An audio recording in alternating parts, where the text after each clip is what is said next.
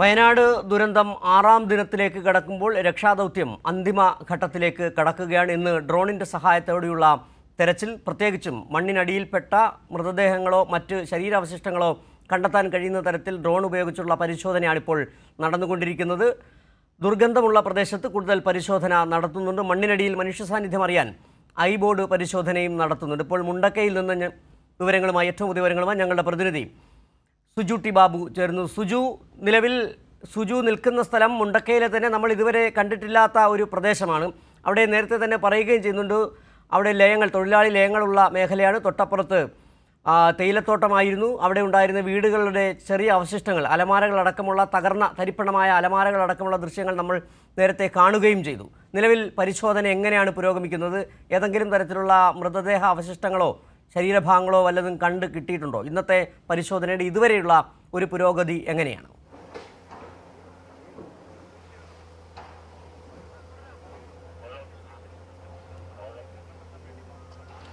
സിജു, ഞാനിപ്പോൾ നിൽക്കുന്ന നമ്മുടെ വിജിനും ക്യാമറമാൻ സജുവും തിരുവനന്തപുരത്തുകൊണ്ടിരുന്ന അതേ സ്ഥലത്താണ്. ഇപ്പോൾ അഖിലേഷ് മൊത്തം ഞാൻ നിൽക്കുന്നത്.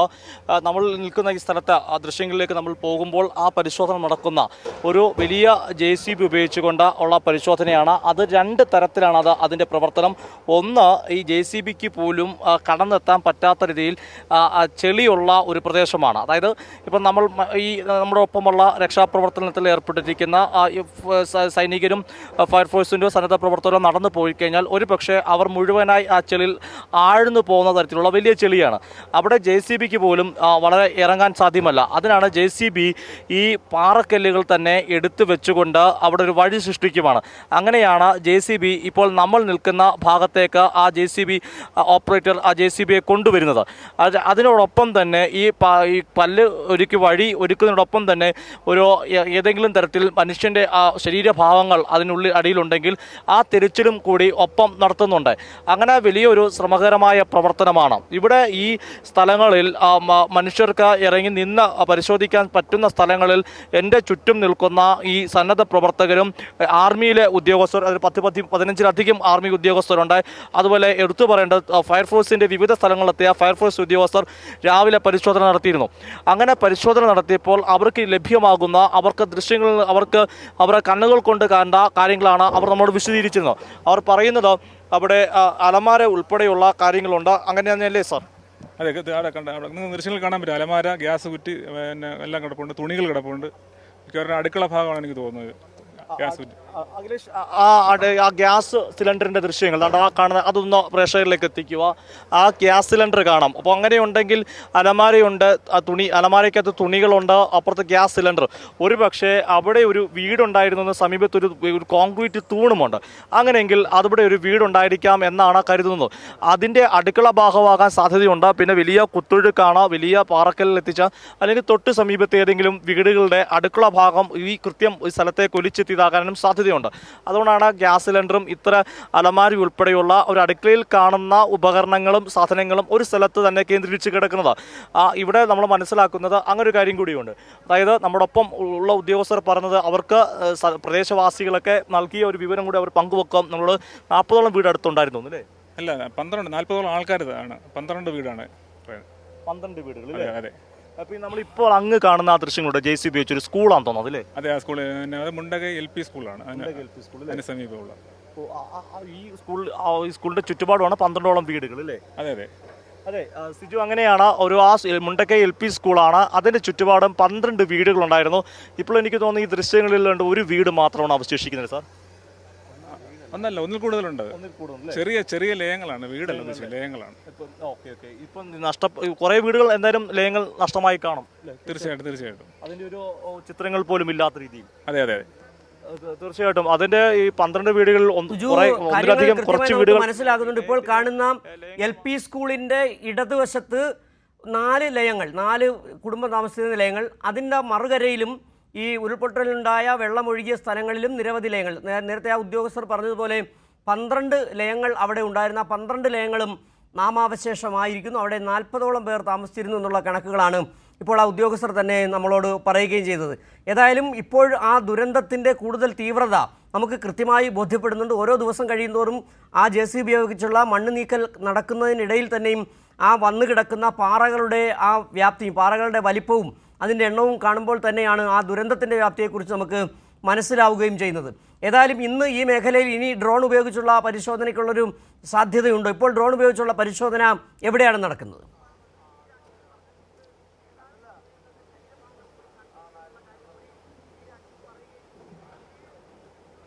സിജു, അത് വളരെ പ്രധാനപ്പെട്ട ഒരു ചോദ്യമാണ്. അതായത് നമ്മളിവിടെ എത്തുമ്പോൾ ചില ആളുകൾ, നമുക്ക് ഇവർ സൈന്യം ഉൾപ്പെടെയുള്ള ആളുകളുണ്ട്, സൈന്യമുണ്ട്, NDRF ഉണ്ട്, അല്ലെങ്കിൽ ഇവിടെ ഫയർഫോഴ്സ് ഉണ്ട്, സന്നദ്ധ പ്രവർത്തകരൊക്കെ ഉണ്ട്.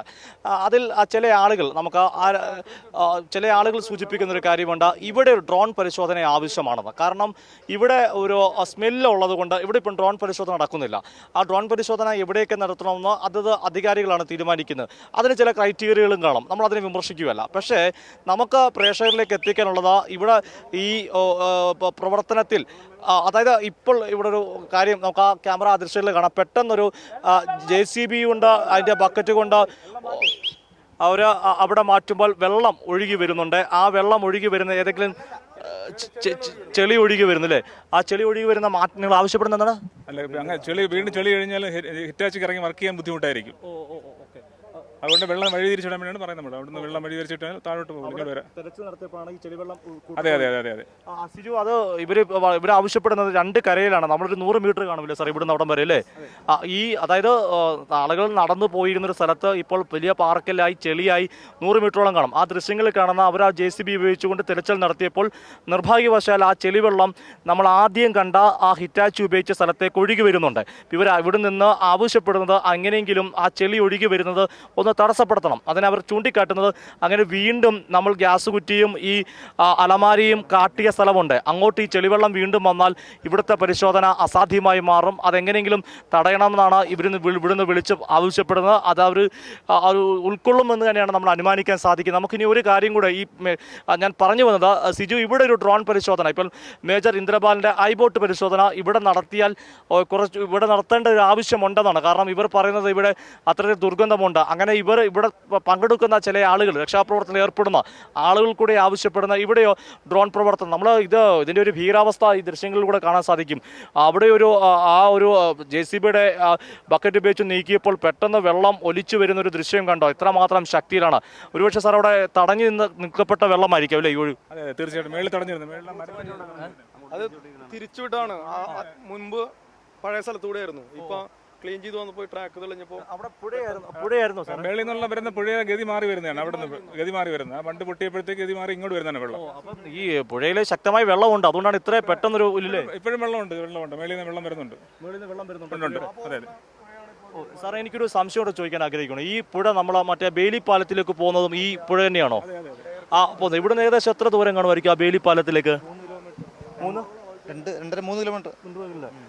അതായത് സിജു, നമ്മൾ വന്ന ആ ചൂരൽമഴ ബേലി പാലമുണ്ടല്ലോ, ആ ബേലി പാലത്തിലേക്ക് പോകുന്ന പുഴ, ആ പുഴയിലെ അത് ഗതി മാറി ഒഴുകുവാണ്. ഇപ്പോൾ അവിടെ JCB ഉപയോഗിച്ച് പരിശോധന നടത്തുമ്പോഴാണ് അതിൻ്റെ ഒരു പുഴ ഗതി മാറി വന്നപ്പോൾ കാണുന്ന കാഴ്ചകളാണ് ഇപ്പോൾ പ്രേക്ഷകർ തത്സമയം കണ്ടുകൊണ്ടിരിക്കുന്നത്. അത് ഒരു വലിയൊരു പുഴ പോലെ തന്നെയായി മാറുന്നു. പെട്ടെന്ന് അവിടെ ഒരു ബണ്ട് മാറിയപ്പോൾ ഉണ്ടാകുന്ന ഒരു സ്ഥലം. ഇപ്പൊ ഒരുപക്ഷേ സാറേ അതിൻ്റെ അതൊരു മറ്റൊരു കാര്യമുണ്ട്, സാധ്യത കൂടെ ഉണ്ട്. ഈ ചെളിയൊന്ന് മാറി കിട്ടുമായിരിക്കും ചിലപ്പോൾ. ഇങ്ങനെയാണ് ചെളി മാറാനുള്ള സാധ്യതയുണ്ട്. ചെളി തീർച്ചയായിട്ടും മാറും. ശക്തമുള്ള വെള്ളമാകുമ്പോൾ ശക്തമായ വെള്ളമാണ് വരുന്നത്, ചെളി മാറും. സിജു, നമ്മൾ ആദ്യം ചില ആശങ്കപ്പെട്ടെങ്കിലും ഫയർഫോഴ്സ് ഉദ്യോഗസ്ഥർ തന്നെ പറയുന്നത് ചിലപ്പോൾ ഒരു ഗുണം ചെയ്യും. ഈ വെള്ളം പെട്ടെന്നൊരു വെള്ളപ്പാച്ചിലിനെ അങ്ങനെ പറയുന്നത് ശരിയല്ല, പെട്ടെന്നൊരു ശക്തിയോടെ വെള്ളം വരുന്നത് ചിലപ്പോൾ ഉപകാരപ്പെടും. കാരണം ഇവിടെയുള്ള ചെളി കംപ്ലീറ്റ് അങ്ങനെ ഒഴുകി താഴോട്ട് പോവുകയാണെങ്കിൽ അതൊരു ആശ്വാസം പകരുന്ന ഒരു കാര്യം കൂടിയാണ് ഇതിൻ്റെ ആ ഗ്യാസ് കുറ്റിയൊക്കെ ഇരിക്കുന്ന സ്ഥലങ്ങളിൽ. അപ്പോൾ ഇതിൽ ഞാൻ പറഞ്ഞു വന്നത്, ഇവിടെ നിന്ന് ഏതാണ്ട് 3 അല്ലെങ്കിൽ 2.5 കിലോമീറ്റർ താഴെയാണ് ബേലി പാലമുള്ളത്.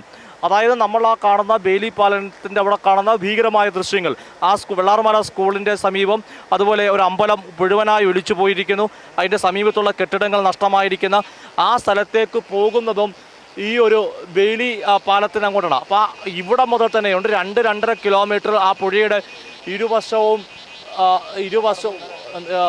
ഇത് മറ്റൊരു സംഭവം കൂടെ, പ്രകൃതിയുടെ ഒരു കാര്യം കൂടെ പറയുവാണ്. ഇവിടെ ഇത്ര നേരമില്ലാത്തൊരു ശബ്ദമാണ് ഈ കിളികൾ. അത് തീർച്ചയായും ഇത്ര നേരം ഈ ചീവീടിന്റെ സൗണ്ട് ഉണ്ടായിരുന്നില്ല. ഇപ്പോൾ ഈ പെട്ടെന്നുള്ള വെള്ളപ്പാച്ചിൽ വളരെയധികം ശബ്ദത്തോടു കൂടിയാണ് ജീവിയുടെ ചലിക്കുന്നത്. ദൃശ്യങ്ങൾ ബക്കറ്റ് അഖിലേഷ് ആ ദൃശ്യങ്ങൾ കൊടുക്കും. ബക്കറ്റ് ഒഴുകി വരുന്ന ബക്കറ്റ് കുക്കർ ഇന്നലകളിൽ ആരോ ഉപയോഗിച്ചൊരു കുക്കർ ഒഴുകി വരുന്ന ദൃശ്യങ്ങൾ കണ്ടു. അപ്പോൾ അടുക്കള ഭാഗങ്ങൾ തന്നെ ആയിരിക്കും. നമ്മൾ പറഞ്ഞത് ശരിയായിരിക്കാം. നമ്മൾ ആ കുക്കറിൻ്റെ ദൃശ്യങ്ങളുണ്ട്. സിജു വളരെ പ്രധാനപ്പെട്ട ഒരു കാര്യമാണ്. നമ്മൾ ആ കഴിഞ്ഞ ദിവസങ്ങളൊക്കെ നവമാധ്യമങ്ങളൊക്കെ ഏറെ ചർച്ച ചെയ്തിട്ടുണ്ട്. നമ്മളെക്കാൾ വളരെ പെട്ടെന്ന് സെൻസ് ചെയ്യുന്ന ജീവികൾ ഈ നിമിഷം നമ്മളിവിടെ വന്നിട്ട് എനിക്കൊന്ന് സാറൊക്കെ രാവിലെ മുതൽ ഉണ്ടല്ലേ, രാവിലെ മുതൽ ഇങ്ങനെ ചീവിടിൻ്റെ അലയില്ല. ഇല്ല രാവിലെ ഇല്ലായിരുന്നു. അതായത് സിജു ഈ ഇവിടെ നിൽക്കുന്ന ആളുകൾ രാവിലെ മുതലുള്ളതാണ്. ചീവീട് ഇത്രയും കൂട്ടമായിട്ട് ഇവിടെ അലച്ചിട്ടില്ല. പെട്ടെന്നൊരു വെള്ളപ്പാച്ചിൽ വന്നപ്പോൾ ചീവീടുകൾ വളരെ അധികം ഒച്ച ഉണ്ടാക്കുന്നു. ഇതൊരു പ്രകൃതിയുടെ ശബ്ദം കേട്ടുകൊണ്ടിരിക്കുകയാണ് സുജു. നിലവിൽ ഈ വെള്ളത്തിന്റെ ഒഴുക്ക് ഒരുപക്ഷെ ജീവികൾ തിരിച്ചറിയുന്നുണ്ട്. അതിന്റെ അടിസ്ഥാനത്തിൽ തന്നെയായിരിക്കും ചീവീടിന്റെ ശബ്ദമാണ് സാധാരണ വനമേഖലകളിൽ കാണാറുള്ള ചീവീടിന്റെ ശബ്ദം. അത് തന്നെയാണ് ഇപ്പോൾ കേട്ടുകൊണ്ടിരിക്കുന്നത്. ഏതായാലും ഇപ്പോൾ നമ്മൾ ദൃശ്യങ്ങളിൽ വളരെ ചെറിയ രീതിയിലാണെങ്കിലും ആ ഒരു ഒഴുക്കിൻ്റെ ശക്തി അറിയാൻ കഴിയുന്നുണ്ട്. സമാനമായി തന്നെ എന്ത് തരത്തിലുള്ള ഒരു ഉരുൾപൊട്ടൽ ഒരു വലിയ ദുരന്തമായിരിക്കാം എന്നുള്ളത് നമുക്കിപ്പോൾ തന്നെ ഭാവന ചെയ്യാൻ കഴിയുന്നുണ്ട്. അത്രയ്ക്ക് ശക്തിയുള്ള ഒഴുക്കായിരുന്നിരിക്കണം ഉരുൾപൊട്ടൽ ഒരു നിമിഷം കൊണ്ട് ആ പ്രദേശത്തുള്ള 4 ഗ്രാമങ്ങളെ കവർന്നെടുത്തുകൊണ്ടുപോയ ആ ഉരുൾപൊട്ടലിൻ്റെ ശക്തിയെക്കുറിച്ച് നമുക്ക് ബോധ്യപ്പെടുന്നുണ്ട് സുജു. ഏതായാലും ഇപ്പോൾ അവിടെ നിൽക്കുമ്പോൾ തന്നെ വളരെ ഈ ലൈവായി തന്നെ നമുക്ക് ആ വെള്ളം ഒഴുകി വരുന്നതിൻ്റെ അതിന് മുമ്പ് അവിടെ വെള്ളമില്ലായിരുന്നു, അതിനുശേഷം വെള്ളം ഒഴുകി വരുന്ന അതിൻ്റെ ശക്തി, അതോടൊപ്പം തന്നെ ചെളി നീങ്ങിപ്പോകുന്നതെല്ലാം നമുക്ക് കാണാൻ കഴിയുകയും ചെയ്യുന്നുണ്ട്. ഇനിയിപ്പോൾ ഈ ഉദ്യോഗസ്ഥർ പറയുന്നത് പോലെ ഒരുപക്ഷെ ചെളി നീങ്ങുന്നൊരു സാഹചര്യത്തിൽ തെരച്ചിൽ കൂടുതൽ സഹായകരമാകാനുള്ള സാധ്യത തെളിഞ്ഞു വരുന്നുണ്ട്. ഒപ്പം തന്നെ ഡ്രോൺ പരിശോധന, നേരത്തെ ആ ചൂരൽമല മേഖലയിൽ കൊണ്ടുപോയ ബറീഡ് ഡിറ്റക്ഷൻ സിസ്റ്റം എന്ന് പറയുന്നത് അത് ഇവിടെ കൂടി കൊണ്ടുവന്ന് പരിശോധിക്കേണ്ട ഒരു സാഹചര്യം ഉണ്ട് എന്നാണ് നേരത്തെ സുജുവിൻ്റെ വാക്കുകളിൽ നിന്ന് മനസ്സിലാവുകയും ചെയ്യുന്നത്. ഏതായാലും അവിടെ 12 ലയങ്ങൾ ഉണ്ടായിരുന്നു. 12 ലയങ്ങളിലെ 40 മനുഷ്യരിൽ എത്ര പേർ രക്ഷപ്പെട്ടെന്നതിനെ സംബന്ധിച്ച് കണക്കുകൾ നമുക്ക് ലഭ്യമായിട്ടില്ല. അതിൽ കുറച്ച് പേരെങ്കിലും രക്ഷപ്പെട്ടിട്ടുണ്ടാകാം. ഏതായാലും അവിടെ നിന്നുള്ള ഏറ്റവും പുതിയ ദൃശ്യങ്ങളും വിവരങ്ങളുമാണ് സുജു ടി ബാബു നൽകിക്കൊണ്ടിരിക്കുന്നത്. സുജു, ഇനി ഇന്നത്തെ ഒരു തെരച്ചിലിനെ കുറിച്ച് ഉദ്യോഗസ്ഥർ തന്നെ നൽകുന്ന വിവരങ്ങൾ എന്താണ്?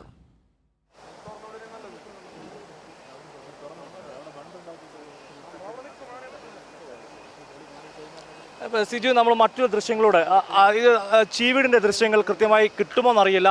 അഖിലേഷ്, ആ ദൃശ്യങ്ങൾ നമുക്ക് കാണിക്കാൻ സാധ്യമാവുമോ? ഒന്നെങ്കിലും ഒന്ന് കാണിക്കുക. ആ ചീവീടുകൾ കൂട്ടമായി ചലിക്കുന്ന അതിനോടൊപ്പം തന്നെ മറ്റൊരു ദൃശ്യങ്ങൾ. അഖിലേഷ്, ക്യാമറ ഇങ്ങോട്ട് തിരിക്കുക. ഈ ഭാഗത്ത് കൊണ്ടോ ഒരു അതിശക്തമായി വെള്ളം ഒഴുകിപ്പോകുന്ന ഒരു കാഴ്ച നമുക്ക് ഇപ്പോൾ കാണിക്കാം. അവിടെ നിന്ന് ഒഴുകി വരുന്ന വെള്ളം, ഒരു പുഴ പെട്ടെന്ന് എത്രമാത്രം, അതായത് ഞങ്ങൾ ഇപ്പം നടന്നു വന്ന ഒരു വഴിയാണ്, ആ വഴിയിലാണ് ഇത്രയും വെള്ളം. സാർ, ഒരുപക്ഷെ നമ്മൾ തിരിച്ചു പോകുന്ന ഈ സ്ഥലത്തുകൂടെ തന്നെ അവിടെയാണ് വെള്ളം തിരികെ പോകാനുള്ള വഴിയാണിത്. അതെ. നമ്മളിനി തിരികെ പോകണമെങ്കിൽ വേറെ വഴിയുണ്ട്, മേളിൽ കൊടുക്കുക. അപ്പോൾ ഞങ്ങൾ ഇപ്പോൾ സിജു ഇപ്പോൾ ഈ കാണുന്ന പുഴ പോലെ കാണുന്ന ഭാഗം എന്ന് പറഞ്ഞാൽ ഞങ്ങൾ നടന്നു വന്ന വഴിയാണ്. ആ വഴി എന്ന് പറഞ്ഞാൽ ഇപ്പോൾ രൂപപ്പെട്ട വഴി, ആ വഴിയിലാണ് ഇപ്പം അതിശക്തമായി വെള്ളം പോകുന്നത്. അപ്പോൾ ഈ വെള്ളത്തിൻ്റെ ഒഴുക്ക്, അവിടെ തടഞ്ഞു നിർത്തിയ വെള്ളം കടത്തി വിടുമ്പോൾ ആ ഒഴുക്ക് പ്രകൃതിയിൽ നിന്ന് സൂചനയായിരിക്കാം ഒരുപക്ഷെ ചീവീടുകൾ നമ്മളോട് വിളിച്ചു പറയുന്നത്. ഇവിടെ വളരെ പെട്ടെന്ന് ഈ വെള്ളത്തിൻ്റെ ഒഴുക്ക് വന്നപ്പോൾ അവർ കഴിഞ്ഞ ദിവസങ്ങളിൽ ആനകൾ പോകുന്ന ചില സാമൂഹ്യ മാധ്യമങ്ങൾ ദൃശ്യങ്ങൾ വന്നു. അത് വയനാട്ടിൽ നിന്നുള്ളതാണോ എന്നുള്ള വ്യക്തതയില്ല. എന്നാൽ പോലും അത്തരം അനുഭവങ്ങൾ പലപ്പോഴും നമ്മൾ പറഞ്ഞു കേട്ടിട്ടുണ്ട്. ഇവിടെ ഇപ്പോഴിതാ ഈ ഒരു കാര്യം, അതായത് കൂടുതൽ കാര്യങ്ങൾ കുക്കർ ഉൾപ്പെടെയുള്ള ഭാഗങ്ങൾ ഇവിടുന്ന് തെളിഞ്ഞു വരുന്നുണ്ട്. ഒരുപക്ഷെ നമ്മളോട് ഇപ്പോൾ ഇരിക്കുന്ന ഫയർഫോഴ്സ് ഉദ്യോഗസ്ഥരോട് തന്നെ അതിൻ്റെ ഒരു തിരച്ചിലിനെ പറ്റി, സാർ, ഇവിടെ ഇപ്പോൾ കുക്കർ ഉൾപ്പെടെ വീണ്ടും കാണുമ്പോൾ അത് അടുക്കള ഭാഗം തന്നെ ആകാനാണ് സാധ്യത? തീർച്ചയായിട്ടും അങ്ങനെ തന്നെ ഉറപ്പിക്കാം. കാരണം കുക്കർ നമ്മൾ ഗ്യാസ് സിലിണ്ടർ കണ്ടല്ലോ, അതുകൊണ്ട് ഉറപ്പിക്കാം അടുക്കള ഭാഗം തന്നെയാണത്. സാർ, ഇവിടുത്തെ ഒരു പരിശോധന, അതിനൊരു നമുക്ക് വീണ്ടും പുതിയതായിട്ട് പ്രഷറോട് അറിയിക്കാൻ വേണ്ടി ഇപ്പോൾ ഇനി ഇവിടെ നമ്മൾ നടത്താൻ ഒരു പരിശോധനയുടെ പ്ലാനിങ് എങ്ങനെയാണ്? പ്ലാനിങ് വീണ്ടും വലിയ കല്ലുകൾ ഇട്ടിട്ട് ഹിറ്റാച്ചി എങ്ങനെയെങ്കിലും താഴോട്ട് എത്തിക്കുകയാണ്. വലിയ കല്ലിട്ട് മാറ്റിയതിനു ശേഷം ഹിറ്റാച്ചി എത്തിക്കാൻ പറ്റും. ഈ വെള്ളത്തിൻ്റെ ഒഴുക്ക് മാറിയാലേ ഇനി കല്ലിടാൻ പറ്റുകയുള്ളൂ. അതൊരു പ്രതിസന്ധിയുമാണ്, ചില പ്രതീക്ഷയുമുണ്ട് അല്ലേ? മുകളിൽ നമുക്ക് ബണ്ട് വെച്ചിട്ട് വീണ്ടും വെള്ളത്തിൻ്റെ ഗതി മാറ്റി വിടാമല്ലോ. എനിക്ക് തോന്നി കുറച്ച് വെള്ളം ഒഴുകിപ്പോയ ചെളിയും കൂടെ കുറച്ച് പോകും. പിന്നെ തീർച്ചയായിട്ടും. അപ്പം ആദ്യം ഈ വെള്ളം ഒഴുകി എത്തിയപ്പോൾ സിജു ഒരു ആശങ്കയായിരുന്നു. എന്നാൽ ഇപ്പോൾ ചെറിയൊരു ആശങ്കയുടെ ഒപ്പം തന്നെ ചെറിയൊരു പരിഹാരം, ഒരു എന്താണ് പ്രതീക്ഷയുമുണ്ട്. ഇവർക്ക് ഏറെ നേരം ഹിറ്റാച്ചിക്ക് പോലും ഇറങ്ങാൻ പറ്റാത്ത ചെളി. അപ്പോൾ അവിടെ ഹിറ്റാച്ചി 2 തരത്തിൽ, ഒന്ന് ഹിറ്റാച്ചി വന്ന് അവിടെ വഴി ഉണ്ടാക്കുന്നു, അതിൻ്റെ പുറകെ പിന്നാലെ വന്നുകൊണ്ട് അതിൻ്റെ സുഗമമായി പാദസൃഷ്ടിനും എടുക്കുന്ന ഇതിലേക്ക് വരും. വളരെ ഒരു കാര്യം നമുക്കിനിയും സിജി ഇവിടെ നിൽക്കുമ്പോൾ ചില ദൃശ്യങ്ങൾ കൂടെ നമ്മൾ കാണിക്കേണ്ടതുണ്ട്. വൈറ്റ് വിഷ്വലിലേക്ക് എത്തുക, അതായത് അഖിലേഷ് കുടമണി ഇപ്പം നമ്മളെ കാണിച്ചു തരും. ഈ സ്ഥലത്തെ കണ്ടോ, ആ ദൃശ്യങ്ങൾ കണ്ടോ, വലിയ രീതിയിൽ പാറക്കല്ലുകൾ. ആ ക്യാമറ ഒന്ന് റൈറ്റിലേക്ക് പാൻ ചെയ്യുമ്പോൾ നമുക്ക് കാണാൻ സാധിക്കും ഈ കാണുന്ന ഈ സ്ഥലത്തു നിന്നാണ് താഴെ ബെയിലി പാലത്തിൻ്റെ അങ്ങോട്ട് പോകുന്ന സ്ഥലം. അതിൻ്റെ ഒരു ദൃശ്യങ്ങളാണ് ഈ കാണുന്നത്. എന്തായാലും സിജു, ഇപ്പോൾ ഇവരെയും കൊണ്ട്, അതായത് നമ്മുടെ ഒപ്പം നിൽക്കുന്ന ആളുകൾ, അവർ ഒരു മനസ്സോടു കൂടി തന്നെ ഇത് കണ്ടെത്താൻ പരമാവധി പറ്റുമോ, തങ്ങളുടെ ജീവൻ പോലും പണയം വെച്ചുകൊണ്ട് അല്ലെങ്കിൽ അത്രയധികം റിസ്ക് എടുത്ത് ഇവർ കണ്ടെത്താൻ ശ്രമിക്കുന്ന ഈ വലിയ ഒരു കാര്യം തന്നെയാണ് സിജു. ഇപ്പോൾ അതിൻ്റെ ദൃശ്യങ്ങളാണ് നമ്മൾ പ്രേക്ഷകരിലേക്ക് തത്സമയം എത്തിച്ചുകൊണ്ടിരിക്കുന്നത്. ശരി, സുജു ടി ബാബുവാണ് നിലവിൽ മുണ്ടക്കയിൽ നിന്നുള്ള തത്സമയ വിവരങ്ങൾ നൽകിക്കൊണ്ടിരിക്കുന്നത്. നിലവിൽ പല സ്ഥലങ്ങളിലും ബണ്ട് കെട്ടി വെള്ളം തടഞ്ഞു നിർത്തിയിരുന്നു. വെള്ളത്തിൻ്റെ ഒഴുക്ക് മാറ്റി പല സ്ഥലങ്ങളിലും പരിശോധന തെരച്ചിൽ നടത്തുകയാണ്. അത്തരം മുണ്ടക്കയിലൊരു സ്ഥലത്ത് നിന്നാണ്, ഒരു 12 ലയങ്ങൾ നിന്നിരുന്ന സ്ഥലത്ത് നിന്നുള്ള വിവരങ്ങളാണ് സുജു ടി ബാബു നൽകിക്കൊണ്ടിരുന്നത്. അവിടെ 40 പേർ ആ 12 ലയങ്ങളിലായി ഉണ്ടായിരുന്നു. അവിടെ മുണ്ടക്കൈ LP സ്കൂളിൻ്റെ പരിസരത്തുള്ള ദൃശ്യങ്ങളാണ് നമ്മൾ കണ്ടുകൊണ്ടിരിക്കുന്നത്.